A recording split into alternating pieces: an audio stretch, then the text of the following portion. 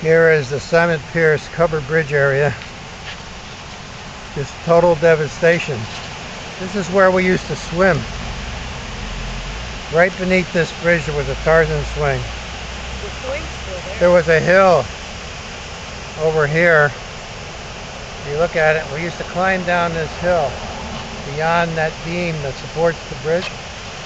And the beam has moved completely over. And this is where we used to jump. Right here is the picture I have on Facebook where I jumped off, which dropped me down into the river. And all this hill is completely gone. This hill right here, underneath this steel beam, is gone. We used to climb down that. Now it's just a steep drop off where we just ripped off everything.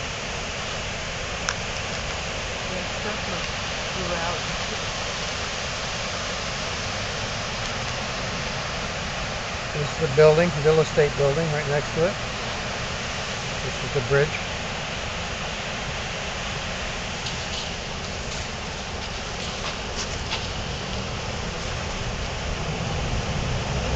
It's the river we used to jump into, the Adequacy. You